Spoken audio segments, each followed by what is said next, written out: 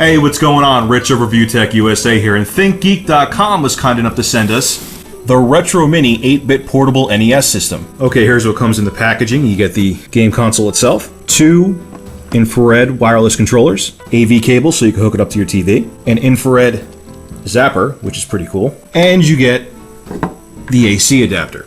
Okay, let's start off by taking a look at the console itself. The screen is 2.5 inches. You have a PlayStation-like directional pad. You have your select and start, obviously your B and A buttons. You have turbo B and A, which definitely comes in handy. Reset button, which is surprisingly good. It does come in handy as well. On top, you have your cartridge slot, which actually does have a dust cover, which is very nice. AV out, power supply, and power switch. And on the bottom, you have your volume control. This is your infrared port, and you have a headphone jack. A couple things really surprised me about the Retromini-X. One is the build quality.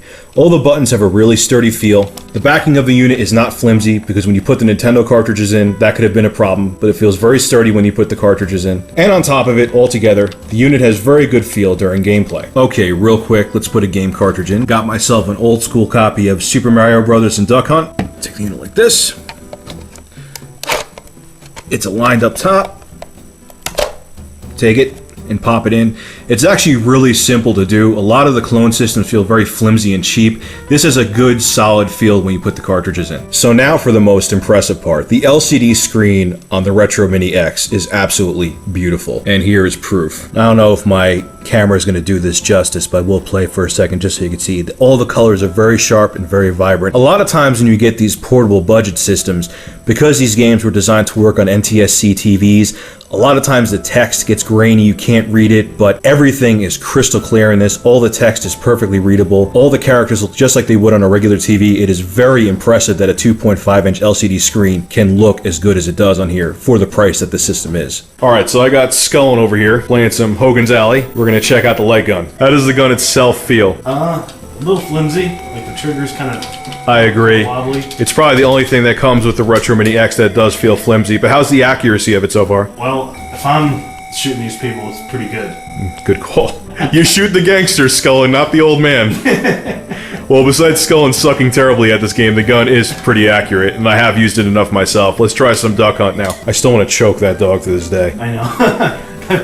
As a kid, I used to try to shoot the dog. So the bottom line with the zapper is that it's not just a cheap throw-in accessory. It does work very well, and you will be able to play your light gun games again. Okay, the next thing Scullin and I are going to try are the wireless controllers, and like I said before, these are infrared. And usually that's a very bad thing, but the experience I had with them is that you could have these very far away at multiple angles, and they never lose connection with the actual console, which is very impressive. Now let's take a look at the controller itself. The D-pad is extremely responsive. It feels just like an original SNES pad. It actually looks like an SNES pad, and the buttons also are very responsive as well. Now the L and R triggers on top are the same thing as the Turbo B and A, so they're just duplicate buttons. They're nothing special. But the controller is very impressive, and we're about to play some tennis to show you. Alright, Scullin and I are going to have some tennis action. This is the original tennis that actually launched with the Nintendo. Smash that off.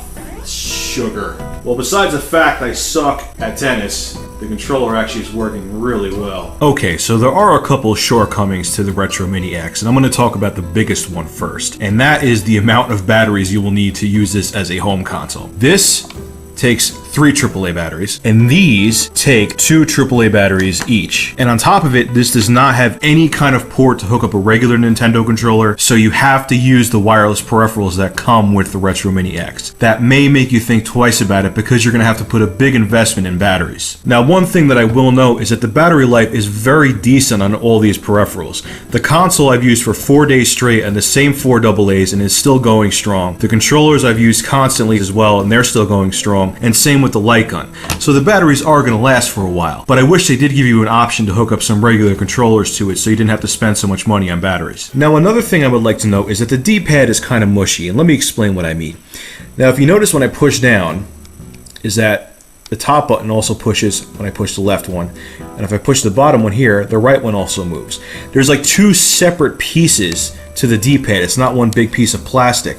So if you're playing a game like Section Z, which is a shoot 'em up, where you have to move all over the screen, you roll your thumb across, you can actually press down the whole D-pad at once, which could be a problem because the character just locks up and doesn't move. So you kind of have to go and consciously think about pressing one button at a time or pressing two at a time and not pressing more than two. That's kind of a shortcoming to it. I mean, you get used to it. It doesn't take away from the gameplay experience too much, but it was something worth noting. So flaws aside, I have to say that I am truly blown away by this piece of hardware. Not only is it the best Famiclone I've seen in a portable, it is the best Famiclone console I've seen, period. The sound quality is dead on, the LCD screen is magnificent, and the video output works great. On top of it, all the wireless peripherals it comes with work pretty well too. This game system is an absolute bargain, and if you're looking into a Famiclone console for the holidays, look no further than the Retromini-X. Well, this is Rich of ReviewTechUSA and TheTotalGamer.com. I would like to once again thank ThinkGeek.com for sending out the Retromini-X. I will have a link over in the description if you're interested in purchasing one. For more gaming and technology reviews, go to youtube.com/ReviewTechUSA or TheTotalGamer.com.